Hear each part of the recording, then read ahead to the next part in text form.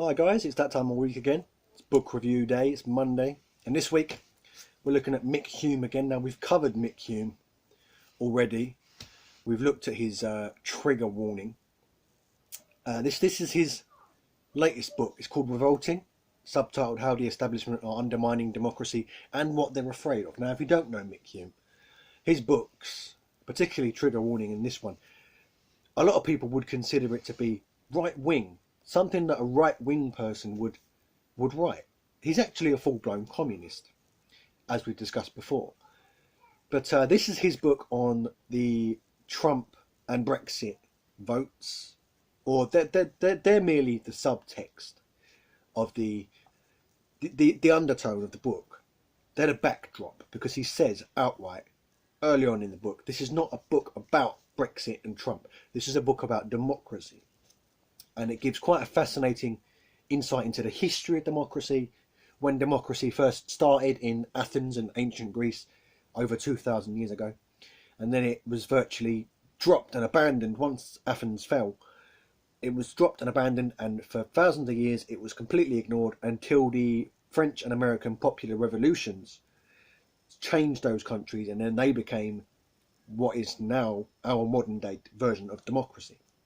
And then how from that we had fights for suffrage by women, by men who weren't property, who weren't landowners, how there was battles for equality of age. So originally it was men over a certain age, I think it's 35, and you had to have a property, or you had to own land to vote. That was lowered to 21, but you still had to have land. And then women got involved, and then they demanded the same rights, but then they only got the same rights, but on a higher level, so they had to be older than men had to be to vote, and then that was lowered 10 years later. And basically he says that democracy has been about struggle.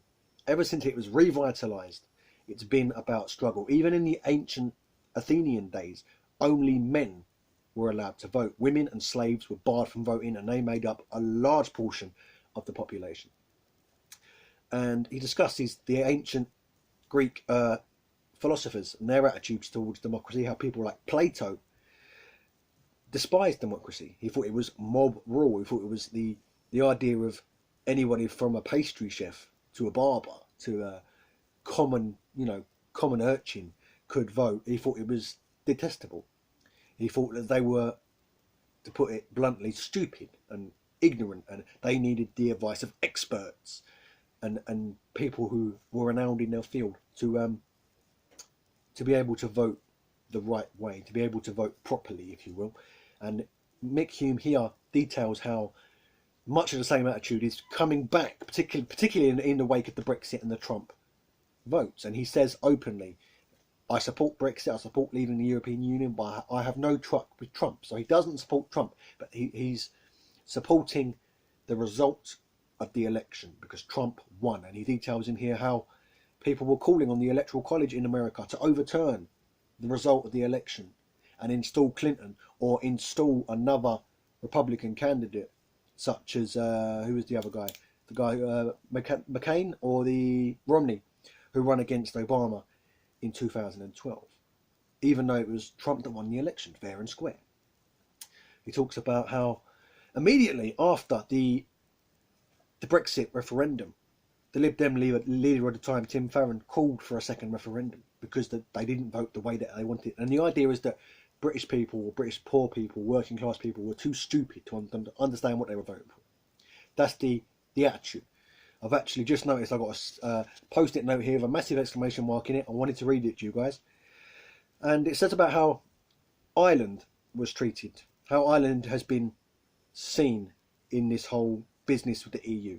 So in 2015, in the EU, Ireland was cheered to the rafters after 62% voted yes in the referendum on legalising same-sex marriage, which apparently proved what an enlightened European nation Ireland is. We all remember that.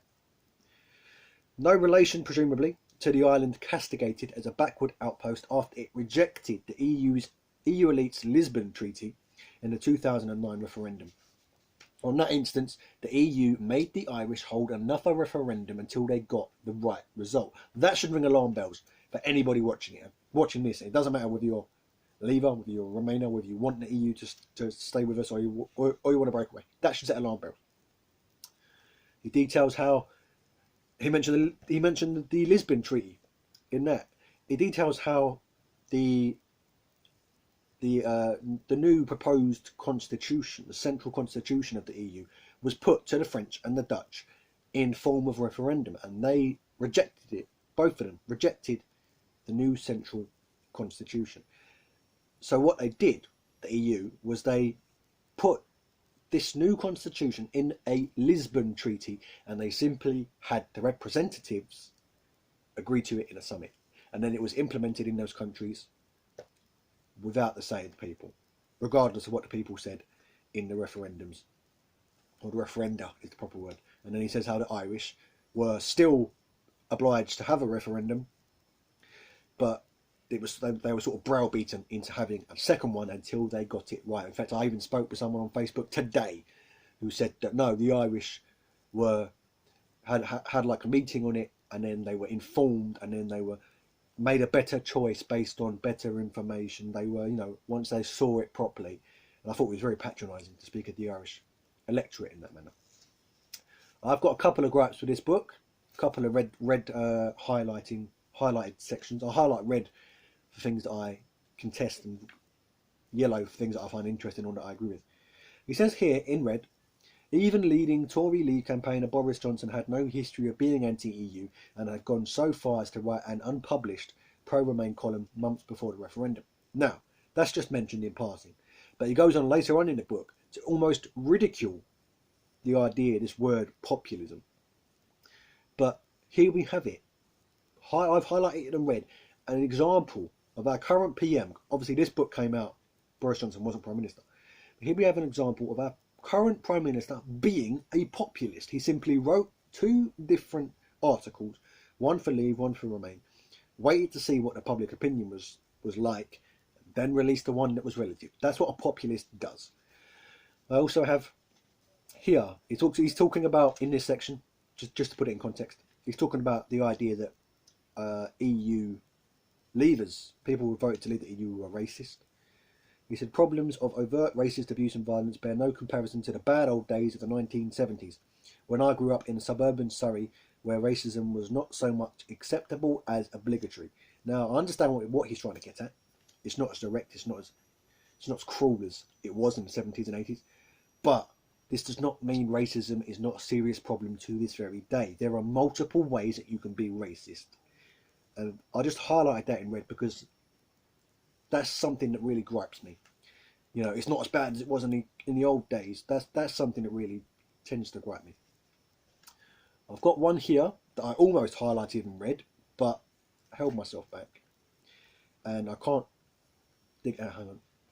I can't dig it out at the moment. Oh, no, I have one here that I have highlighted in red. If you want to challenge the politics of the far right in Austria or elsewhere, then debate is precisely what is required. More free speech rather than less is the potential solution to changing the minds of Norbert Hofer's supporters. Now, I understand again what he's trying to get at, what he's trying to say, and I fully sympathise with it. However, this tad naive, because what happens when these far right governments, which are democratically elected by the people, start censoring citizens? You cannot debate a fascist. I've said this time and time again. It is impossible to debate a fascist, particularly when they come into power, because they just shut you down, censor you, arrest you, lock you in camps. So that I thought was a tiny bit naive. I've seen another red part here. He said, democracy is certainly a dangerous business, and the majority can indeed make unpredictable and unwelcome choices. Now, this is he's sort of underlining what he's saying here.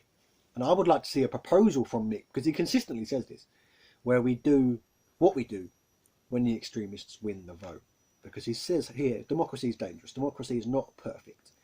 And he doesn't really offer any sort of solution, any sort of proposal, any sort of idea as to what to do. He's got a couple of bits here that really resonated with me about the EU. I've actually put a post-it note with yes and the exclamation mark where I've highlighted. I'll read a couple of them to you. If the European Union is such an open borders institution, and as its officials insist, why are so many migrants barred from entering it, drowning in the Mediterranean Sea? He also says, a post-referendum Comres poll found that 34% said immigration was their main concern, with 53% instead prioritising the ability of Britain to make its own laws. In August 2016, a think tank poll found a remarkable 84% of British voters wanted EU migrants living and working in the UK to be allowed to stay after Brexit, including 77% of Leave voters. Now that resounds quite a bit, particularly when you consider when Theresa May tried to clamp down on EU or employers and bosses hiring EU citizens, and there was such an outcry about that. Diane Abbott responded to these attacks on her party's traditional white working class voters by not only agreeing with the critics but going further. Abbott told a Brexit Unite Against Racism and Hatred event at the Labour Party conference that Labour MPs should not even discuss the issue of immigration with Leave supporters. Such people would not be satisfied because what they really want to see is less foreign-looking people on their streets. And then before that, he quoted Anna Soubry. I'm afraid it has to be said that there has been a vote from white working class Labour supporters. They have voted in the face of the fact that they have probably never even seen a migrant, and it's the fault of politicians, said Tory MP Anna Soubry. And then he makes the point, the cross-party political consensus against the white working classes seemed unsure excuse me, whether they had voted Leave because they saw too many immigrants on the streets or in spite of never seeing any. Excuse me. He details how the murder of Joe Cox was used to tar all Leave voters with the same brush. The violent crimes of one racist madman thus became twisted into evidence against millions of sane, non-violent voters. And there was a section here, but I can't find it, about Orban. And he says something about Orban, and I highlighted it, almost highlighted it in red, because it's not about Orban, it was about something else, and I can't actually find it. Hang on. I will dig it out for you. I highlighted it in red, or almost highlighted it in red, because I thought it's not really helping your case to cite Orban. And I can't quite remember the context of it. Here we go, right. So I nearly highlighted this in red because it's not about Orban, it's about the EU dictating to member states what happens with their central bank. That was it. It was the EU criticising Viktor Orban, the Hungarian right-wing nutter, because he changed the laws, and he wanted the central bank under the control of his government rather than the European technocrats, and to suggest that constitutional changes might be accountable to Parliament. So the EU was all over him for that. The EU Commission sent severe warnings, and I very nearly highlighted that in red because I felt like it was probably not a great idea to use Orban as an example, but it was not about Orban. So thanks for watching. That was Revolting by Mick Hume.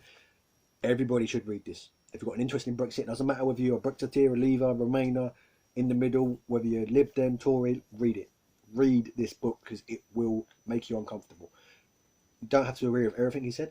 I don't agree with everything he said. But it will really make you think about your stance, really challenge your stance. And that's what reading is all about, challenging your perspective. So thanks for watching. That was Revolting by Mick Hume. I'll see you in the next video.